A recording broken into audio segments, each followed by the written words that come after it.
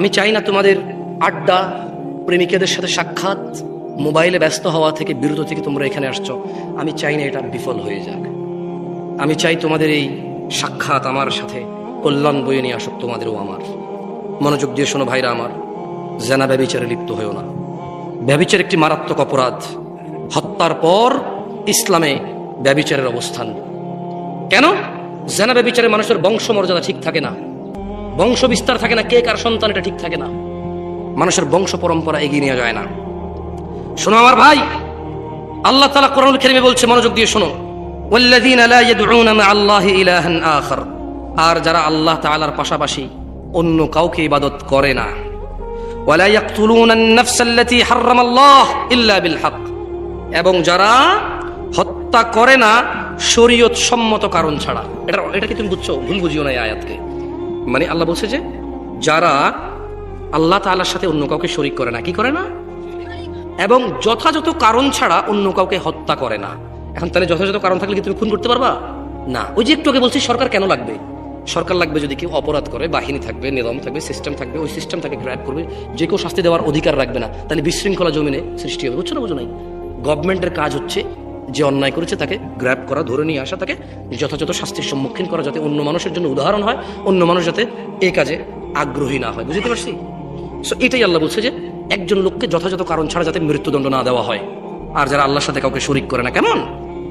ওয়ালা ইয়াজনুন, আর যারা জেনা করে না, কি করে না? জেনা করে না। দেখছো, শিরিক, হত্যা, জেনা। বুঝতে পারছো? শিরিক মানে আল্লাহর সাথে আরেকজন আল্লাহ বানাই দেওয়া, কাউকে খুন করা, একটা মানুষকে পৃথিবী থেকে বিদায় করে দেওয়া অন্যায় ভাবে। আর জেনা একই আয়াতে আসছে। কেমন? দেখো, মনোযোগ দিয়ে শোনো। আব্দুল্লাহ ইবনে মাসউদ রাদিয়াল্লাহু আনহু কে? আমি 10 মিনিট সময় নেব, তোমাদের উপর বিদায় নিয়ে নেব ইনশাআল্লাহ। চেয়ারম্যান সাহেব আছে, সবাই আসো। সারা রাত কথা বললে কোনো লাভ নাই, ওয়াল্লাহি কোনো লাভ নাই, ওয়াল্লাহি কোনো লাভ নাই। গত 40 বছর তো এখানে মুরব্বী আছে যাদের বয়স 60 বছর, তারা শুনছে মাহফিল। আমি যদি আজকে জিজ্ঞেস করি 2টা হাদিস বলেন, একটা পারবে না।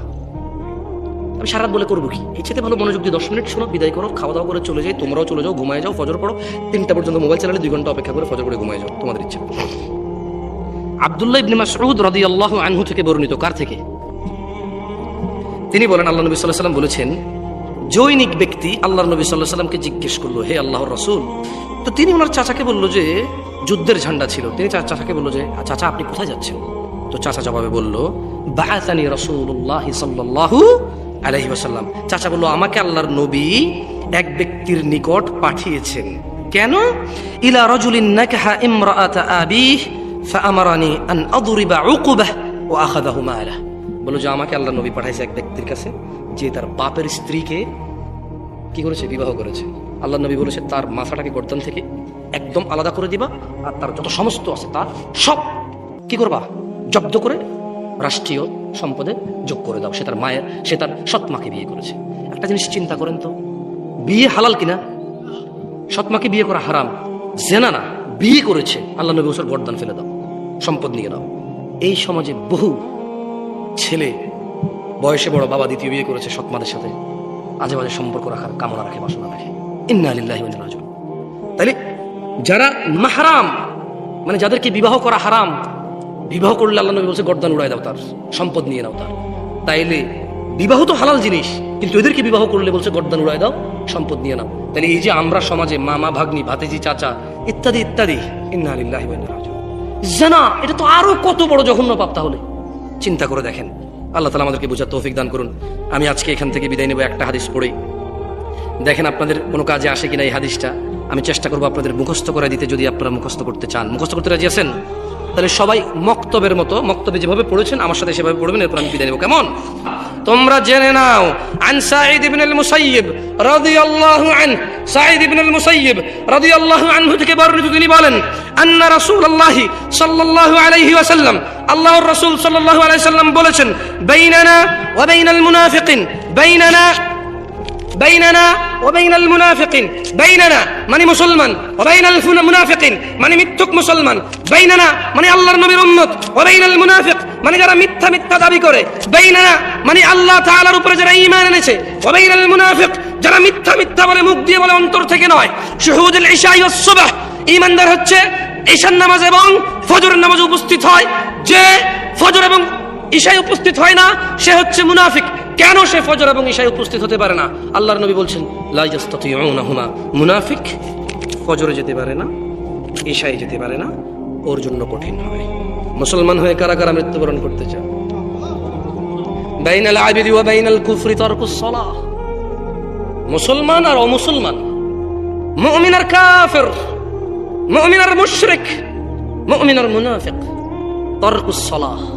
যে নামাজ ছেড়ে দিয়েছে, যে নামাজ ছেড়ে দিয়েছে সে ইসলাম থেকে বের হয়ে গেছে। আর যে নামাজ ছাড়েনি, শত অন্যায় অবিচার পাপ থাকবে, আল্লাহর সাথে তার সাথে ক্ষমা চাইবে, আল্লাহ মাফ করবে, আর করবে না প্রতিশ্রুতি দেবে, আবার মানুষ হিসেবে দুর্বল হয়ে যাবে, আবার আল্লাহর কাছে মাপ চাইবে, লজ্জা পাবে না, আল্লাহ আবার মাফ করবে।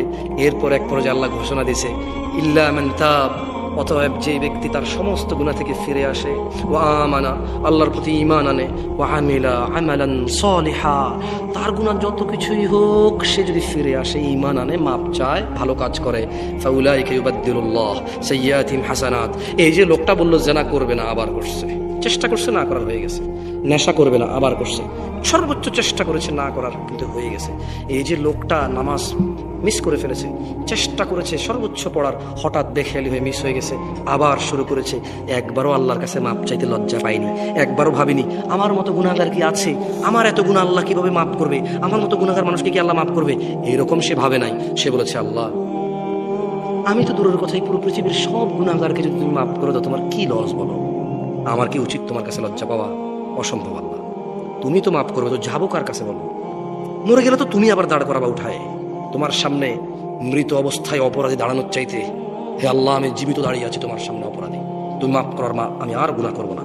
তো আল্লাহ কোরআনুল কারীমে সূরা ফুরকানে বলছে যে লোকটা ইল্লা মান তাব, হাজার সহস্র কোটি অপরাধ থেকে মাপ চেয়ে ফিরে আসলো, ওয়া আমানা, এরপর ঈমান নিয়ে নিছে, ওয়া আমিলা আমালান সলিহা, মাপ চাইছে, ঈমান আনছে, কিছু ভালো কাজ করা শুরু করে দিছে।